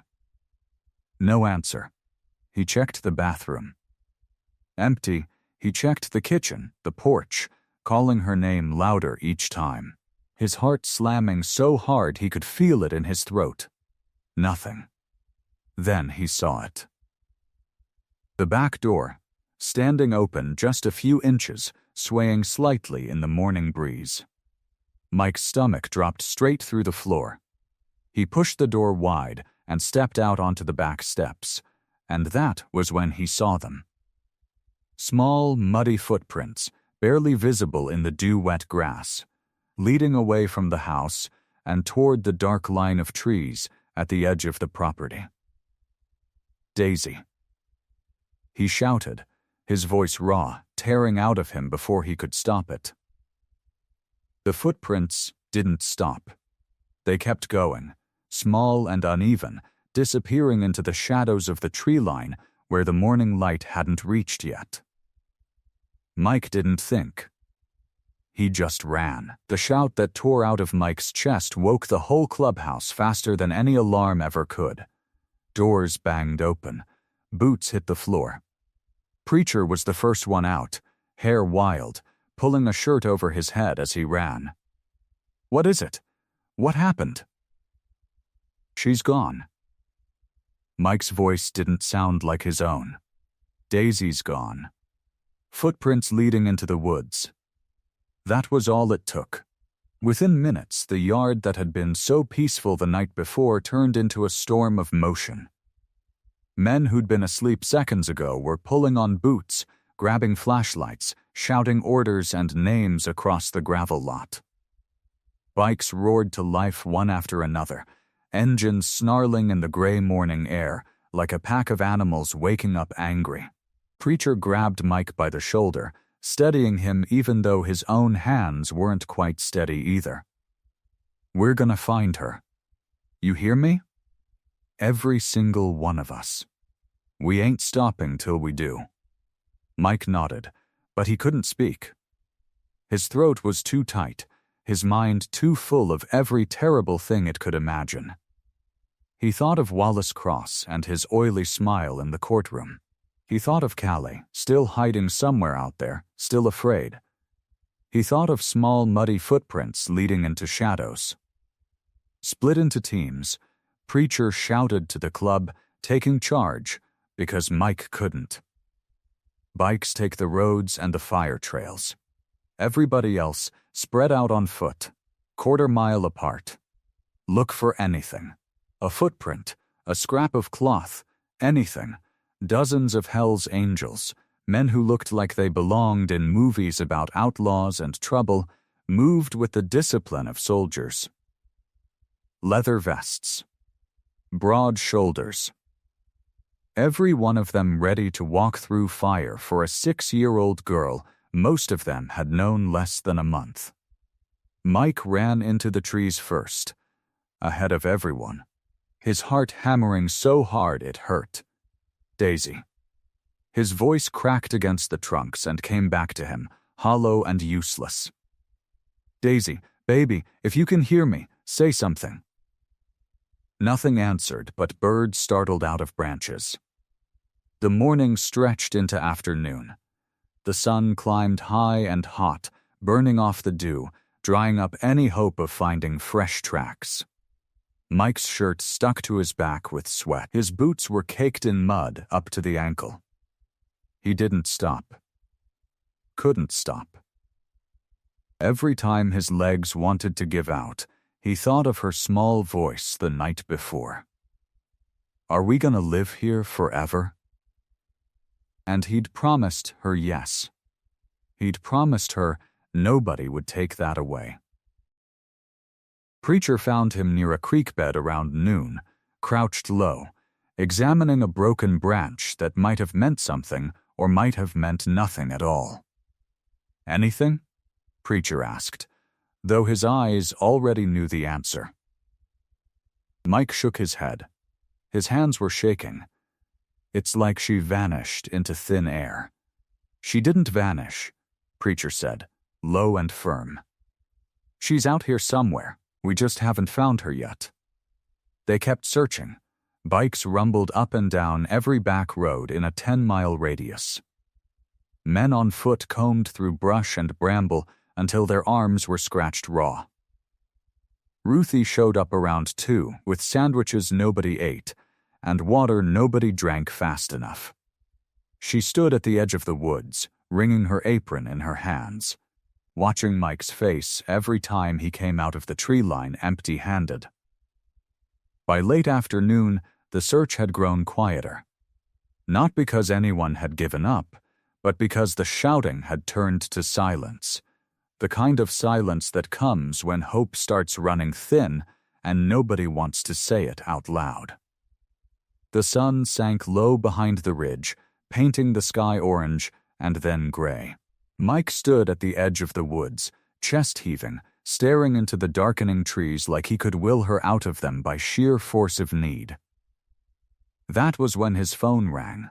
He fumbled it out of his pocket, hands shaking so bad he nearly dropped it. Renee's name flashed on the screen. "Renee," he said, voice hoarse. "Tell me you got something." There was a pause on the other end, heavy and grim. "Mike," she said slowly, "Wallace Cross didn't show up for work this morning. Nobody's seen him since last night. His office called around looking for him an hour ago." Mike's stomach turned to ice. Mike's hand tightened around the phone until his knuckles went white. Wallace Cross missing. That name landed in his gut like a rock dropped down a well. "Renee," his voice came out low, dangerous. "You think Cross took her?" "I don't know what to think," Renee said, "but it's too big a coincidence. Mike, be careful. If he's desperate, he's dangerous." Mike hung up without answering. He stood there a long moment, the phone loose in his hand, the woods dark and quiet in front of him like they were holding their breath. Preacher jogged over, saw his face, and slowed down. "What is it?" "Cross is gone. Didn't show up to work." Mike's jaw worked. "This isn't some accident, Preacher. Somebody took her or she ran from something. Either way, we've been looking in the wrong place. Where are you thinking?" Mike didn't answer right away. His mind kept going back, further back than the woods, further back than the clubhouse, back to the very beginning. Back to a rusted pipe half buried in weeds at the edge of an old construction site. "The drainage pipe," he said finally. "Where I found her." Preacher frowned. "Mike, that's the opposite direction from where the footprints were." "I know." Mike was already moving, pulling his keys from his pocket. "But Daisy used to talk about that place like it meant something. She said the voice always came from near water, near pipes, like it was calling her back there." He swung his leg over his bike. "I gotta check. I gotta know." Preacher didn't argue. He just nodded, the kind of nod that meant go, "I got the rest of it covered here. I'll keep the search going out here. You call the second you find anything." Mike didn't answer. He was already gone, engine roaring down the gravel road, cutting through the dusk like a blade. The old construction site looked exactly the way he remembered it. Rusted fencing sagging at odd angles. Weeds grown up through cracked concrete. The skeleton of a building nobody had bothered to finish, its windows empty and dark like hollow eyes, watching him arrive. Mike killed the engine and let the silence swallow the sound. His boots hit the dirt, and he walked straight for the pipe, the same one Daisy had crawled out of weeks ago, covered in mud, clutching that torn photograph like it was the only thing keeping her alive. He knelt in front of it. The metal was cold under his palm, rusted and rough. He could still see the marks where she'd dragged herself out, faint now, worn down by rain and time. His chest ached just looking at it. "Daisy," he said into the dark opening, his voice cracking. "Daisy, baby, are you in there?" Nothing.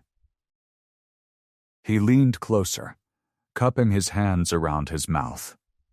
"It's Uncle Mike. Please, if you can hear me, say something." Still nothing. Just the hollow echo of his own voice bouncing back at him. He sat back on his heels, feeling something in him crack right down the middle. Maybe this was foolish. Maybe he'd wasted time he didn't have chasing a hunch built on nothing but a little girl's stories and his own desperate hope. Then he heard it. Faint, far off. A voice, thin as a thread, drifting on the evening air. "Daisy, Daisy, baby, where are you?" Mike froze. Every hair on his arms stood up straight. It was the same voice. The exact same voice Daisy had described. The one that told her to run, to hide, to keep saying a name until someone came. But this time, it wasn't calling for help. It was calling Daisy's name. His head snapped up, eyes scanning the tree line beyond the lot, past the broken fence, into the woods that stretched dark and endless behind the old construction site. The voice wasn't coming from the pipe at all. It never had been. It was coming from out there. From the woods.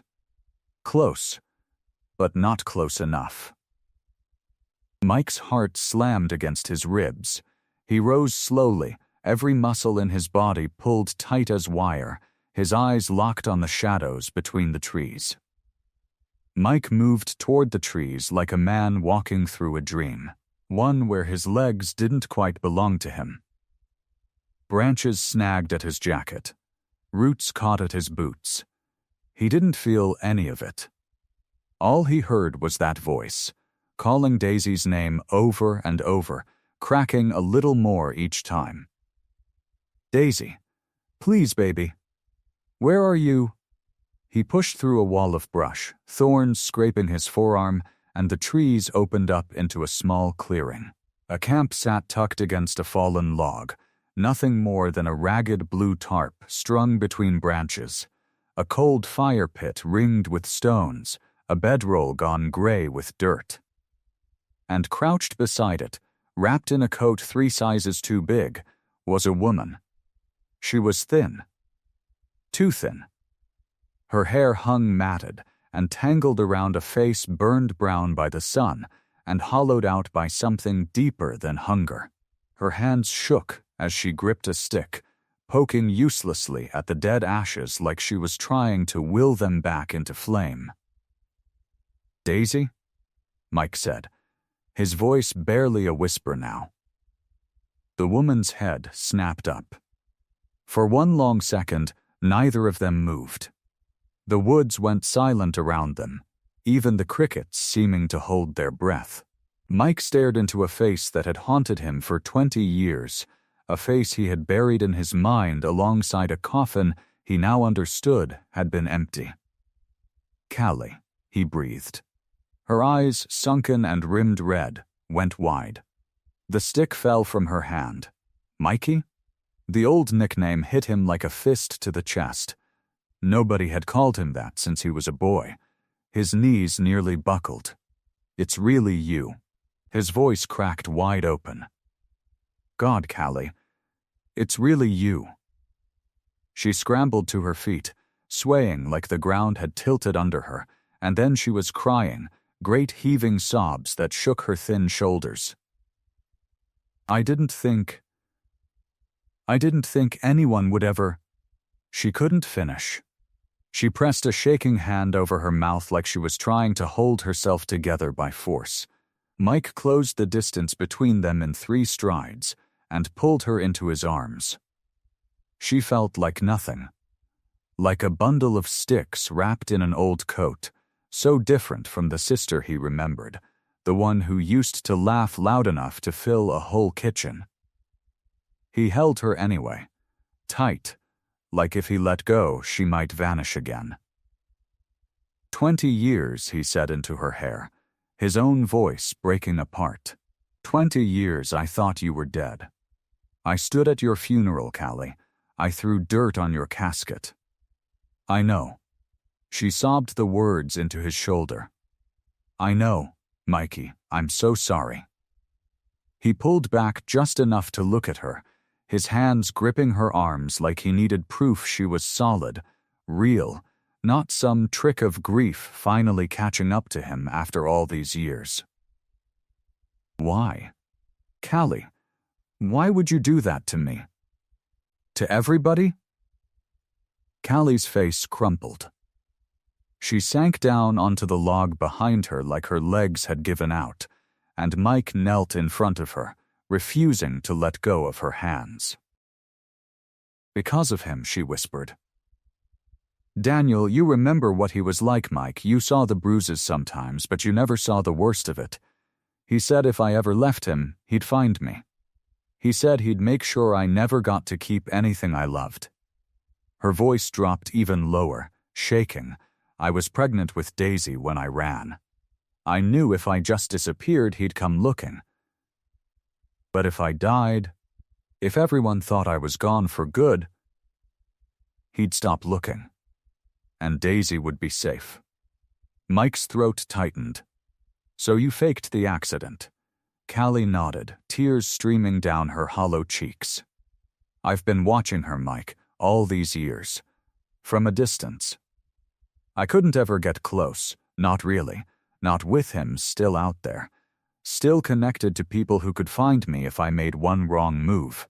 But I couldn't stay away either.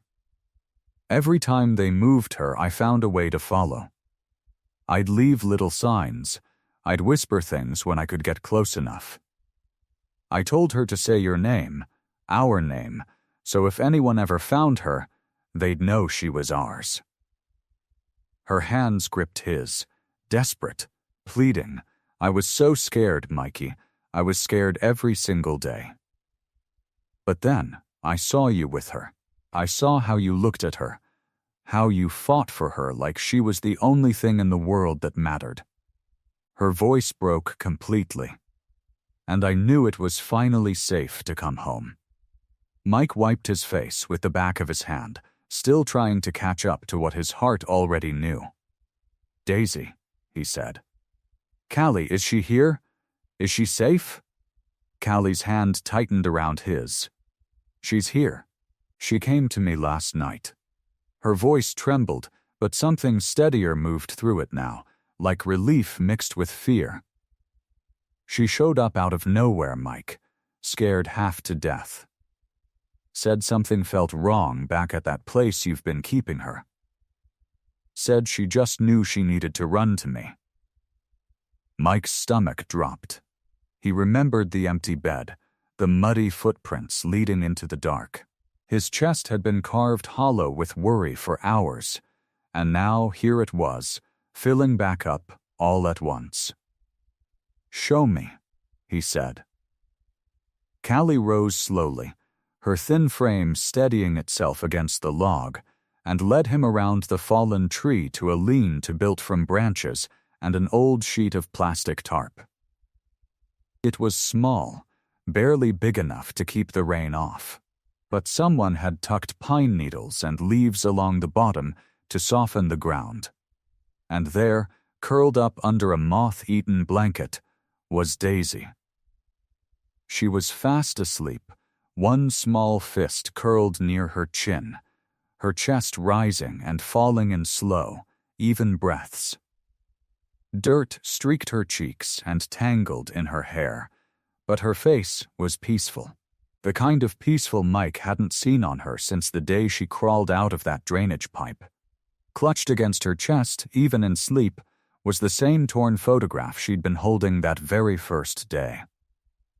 The photograph of Callie.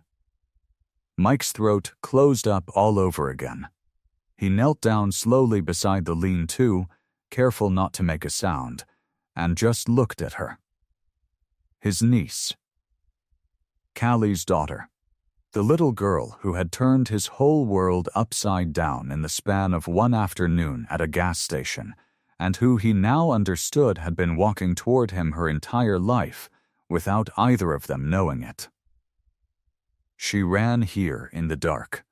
Callie whispered beside him, her voice thick. All by herself. I heard her before I saw her, crying and calling out. When she got here, she just about collapsed into my arms. I held her until she fell asleep. I didn't know what else to do. I couldn't take her back to that clubhouse, not with me looking the way I do, not without explaining everything first. I was going to find a way to get word to you today. I promise, Mike. I was. I believe you, Mike said. And he meant it. 2 decades of anger and grief and unanswered questions sat inside him, and yet none of it mattered as much as the sight in front of him now. His sister. His niece. Both alive. Both breathing the same morning air he was breathing. The sky beyond the trees had started to turn the color of a bruise healing, purple fading into gray, then into a pale gold that filtered down through the leaves. Somewhere in the distance, a bird began to sing, tentative at first, then bolder. Daisy stirred. Her eyelids fluttered, then opened. For a moment she just blinked up at the tarp above her, confused, the way children are when they wake up somewhere unfamiliar. Then her eyes found Callie kneeling beside her, and a small, sleepy smile crossed her face. But when her gaze shifted and landed on Mike, that smile broke wide open into something else entirely. Something so full of relief it looked like it might crack her tiny face in two. "Uncle Mike?" she whispered, like she couldn't quite believe it. "I'm here, baby girl," Mike said, his voice breaking on the words. "I'm right here." Daisy scrambled up out of the blanket and threw herself into his arms, and Callie wrapped her arms around them both from the other side. And for a moment none of them said anything at all. There was only the sound of crying, all 3 of them now, tears soaking into jackets and hair and skin, the kind of crying that comes when a hurt so old and so deep finally starts to heal. The morning light kept climbing higher through the branches, gold and soft, falling over the 3 of them huddled together on the forest floor. Mike closed his eyes and held on tight, feeling for the first time in 20 years like his family, the one he thought he'd lost forever, was finally, truly whole. The clubhouse smelled like coffee and bacon grease when Mike walked through the door with Callie on one arm and Daisy on the other. Every head in the room turned. Preacher stood up so fast his chair scraped hard against the floor. Nobody said a word for a second. They just stared, like they were looking at a ghost. Because in a way they were. "It's really her," Preacher finally said, his voice rough. "It's really Callie." Renee Sanders had been sitting at the long wooden table going through paperwork when they walked in, and she rose slowly, her eyes wide, taking in the thin woman in dirty clothes standing beside Mike. She didn't need an introduction. The resemblance to the old photograph Daisy carried was too strong to miss. They got Callie cleaned up first. One of the club's wives, a woman named Sherry who ran the kitchen most mornings, brought over a change of clothes and a warm washcloth, and fussed over Daisy too, getting her settled with a plate of eggs and toast at the counter where Preacher kept her company, showing her card tricks to keep her mind busy. Once Callie was seated at the table, Wrapped in a blanket with a mug of hot tea between her hands, Renee pulled out a notepad and a recorder. "I need to hear everything," Renee said gently. "From the beginning. Take your time." Callie's hands shook around the mug, but she nodded. "My husband, Daisy's father, he was not a good man," she started. "The kind of man who smiled pretty for everyone else and turned into something else behind closed doors. I ran the night of that crash. I made it look like I didn't survive because I knew if he thought I was dead, he'd stop looking. I thought that was the only way to keep myself safe. I didn't know yet that I was carrying Daisy." Her voice cracked, but she kept going. "I gave birth alone, moved around a lot, tried to stay hidden. But somewhere along the way, he found out I'd had a daughter. And that's when Wallace got involved." Renee's pen paused over her notepad. "Wallace Cross?" Callie nodded. "My husband has money. Connections, he paid Wallace to keep an eye on any child that matched Daisy's description moving through the foster system. Whenever a new file came through with a girl close to her age, Wallace would flag it, dig a little deeper, make sure it wasn't her. I found out because I still had one friend from before, someone who worked in records who owed me a favor. She warned me Wallace had been asking questions." Mike's jaw tightened. "So this whole time, Daisy being shuffled place to place. That wasn't just the system failing her. That was Wallace, keeping tabs, reporting back." "Yes," Callie whispered. "Every time she got close to somewhere safe, somewhere stable, something would happen. A complaint would get filed. A placement would fall through. I always thought it was bad luck. It wasn't. He was making sure she never settled anywhere long enough for anyone to ask real questions." The room had gone dead silent, except for the soft clinking of Daisy's fork against her plate in the next room. "I couldn't come forward," Callie said, tears slipping down her face now. "I was so scared that if I did, he'd find us both. So I just watched from a distance.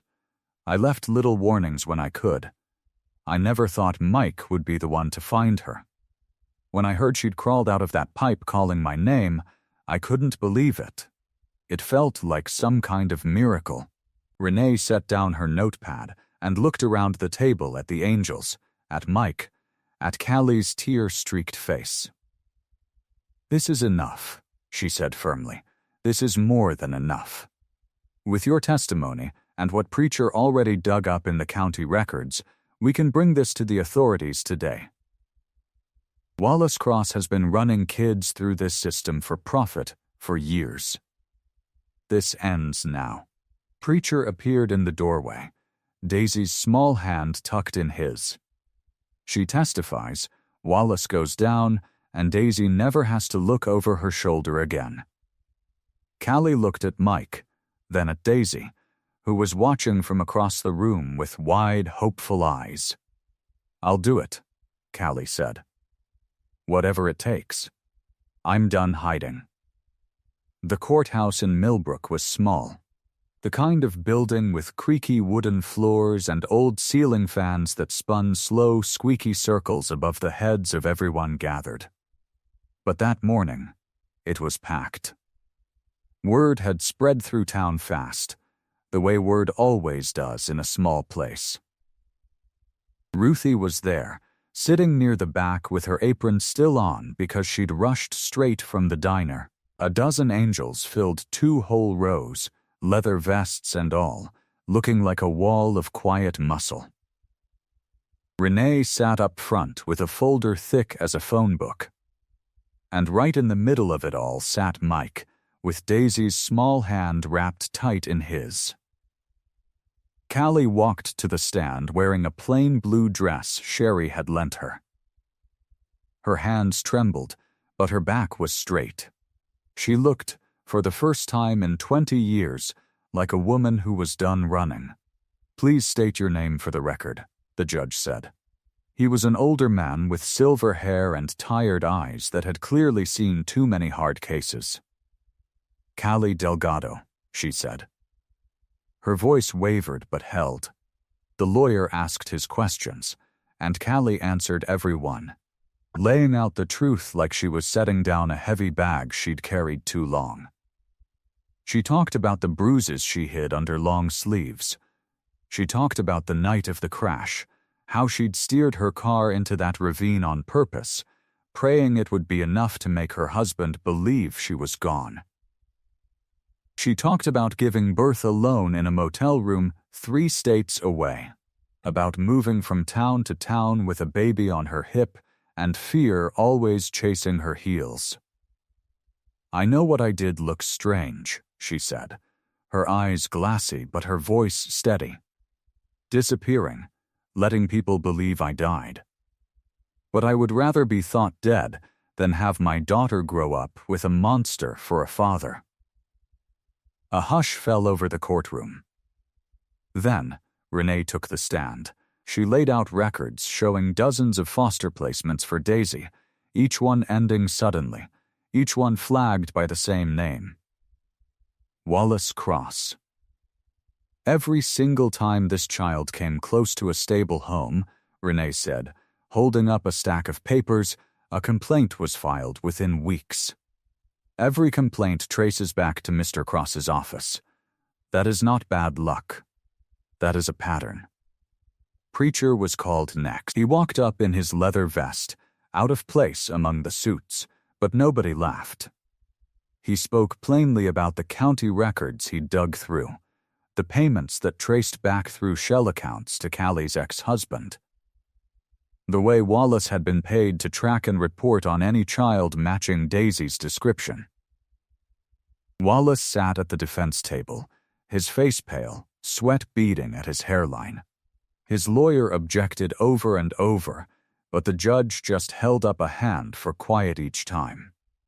By the time all the evidence had been laid out, there wasn't much left to argue.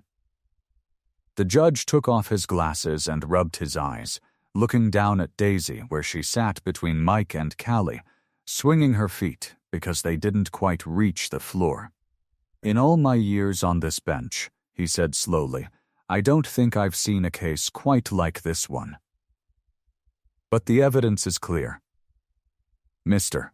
Cross, you will be referred for criminal prosecution, along with anyone connected to this scheme, including Miss Delgado's former husband." Wallace's shoulders sank. Someone in the back of the courtroom, one of the angels, let out a low breath that sounded almost like a growl of satisfaction.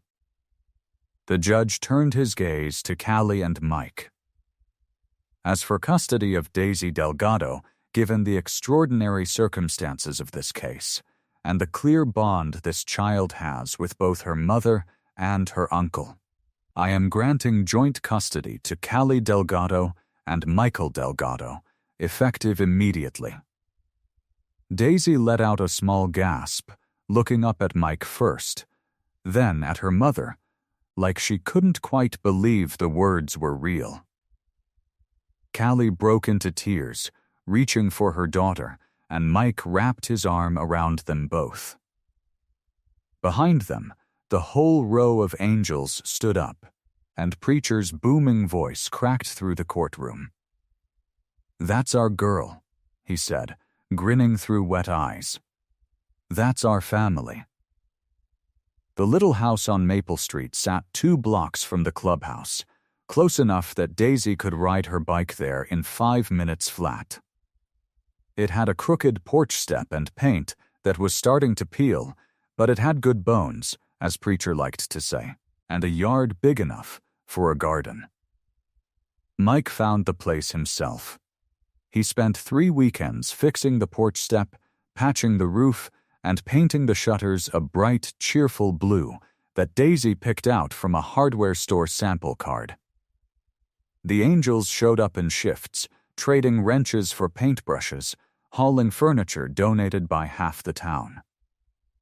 Ruthie brought over curtains she'd sewn herself. Renee dropped off a box of books for Daisy's new room, the kind with dog-eared pages and soft covers, the kind meant to be read 100 times. Callie didn't say much those first few weeks. She moved slow, like someone testing ice on a frozen pond, unsure if it would hold her weight. But little by little, she started to unpack more than boxes. She hung a photo of her and Daisy on the wall. She planted tomatoes in the side yard, her hands deep in the dirt, sun on her face for the first time in years, without fear crawling up her spine. Mike came by most evenings after his shift at the garage. Sometimes he brought groceries. Sometimes he just sat on the porch with Callie, while Daisy chased fireflies in the yard, her laughter ringing out clear and unafraid. They didn't talk about the hard years much.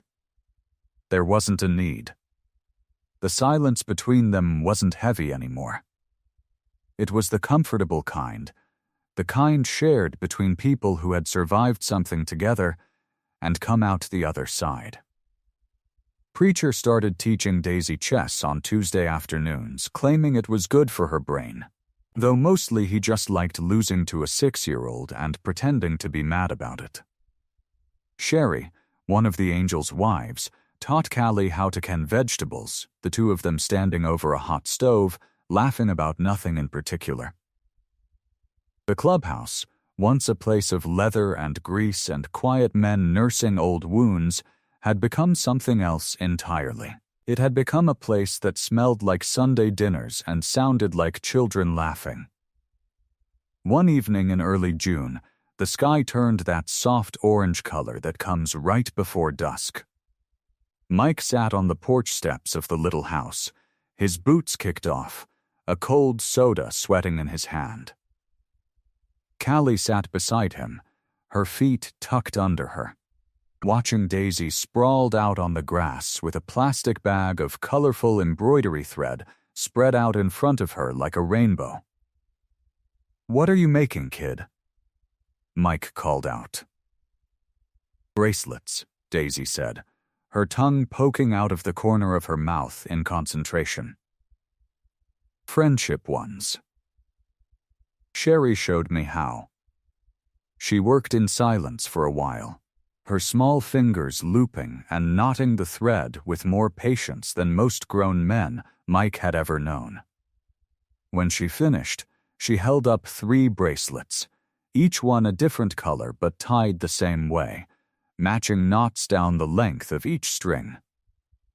She walked over and placed one in Callie's palm, one in Mike's, and kept the last for herself, sliding it onto her wrist right away. "There," she said, proud as anything. "Now we all match. Because we're a family." She said it so plainly, like it was the simplest fact in the world, like the sky being blue or water being wet. Callie's eyes filled with tears, but she was smiling too. The kind of smile that came from somewhere deep and healed over. Mike looked down at the bracelet in his rough, calloused hand. Red and blue thread, knotted together tight enough to hold. He slipped it onto his wrist, right next to the leather cuff he'd worn for 20 years. For the first time in 2 decades, something in his chest that had been clenched tight since Callie's funeral finally loosened. The grief he'd carried like a second skin, the loneliness he'd buried under leather and road dust and silence, all of it settled into something quiet and still. He wasn't just a Hell's Angel anymore. He wasn't just a man alone on a bike, running from ghosts. He was Uncle Mike. He had a porch to sit on, a family to come home to, and a small bracelet on his wrist that meant more than any patch he'd ever earned. For the first time in 20 years, Mike Delgado felt completely, finally, at peace. Ruthie's Diner had never seen a crowd like this. Tables spilled out onto the sidewalk. Someone had strung up paper lanterns along the storefront, and a banner hung crooked above the door, painted in big block letters that Daisy herself had helped color in. Millbrook honors the Hells Angels under it. In smaller letters, somebody had added, "Thank you for being our neighbors." Mike stood near the counter, feeling strange in a clean shirt without a speck of grease on it. He kept tugging at the collar like it might choke him if he wasn't careful. Preacher elbowed him in the ribs. "Relax, Delgado. Nobody's gonna bite you." "Well, except maybe Ruthie, if you don't eat that second slice of pie she's about to bring you." "I already had one. You'll have two. It's a celebration." The whole town had turned out. Farmers who used to cross the street when the angels rode through now shook their hands. The mayor gave a short speech about community, about second chances, about how sometimes the people you judge the fastest turn out to be the ones who show up when it matters most. He talked about the fundraiser the club had thrown for Daisy and how it had grown into something bigger. A fund now helping other kids in the county who needed a safe place to land. Daisy stood in the middle of it all. Glowing, she wore a tiny leather vest, cut down to fit her small shoulders, stitched with a patch that read Honorary Angel in careful, curling letters. Preacher had commissioned it special, wouldn't tell anyone how much it cost, just grinned like a man who'd won the lottery every time she put it on. She twirled once in front of Ruthie's counter, showing it off to anyone who'd look. "Look, Uncle Mike.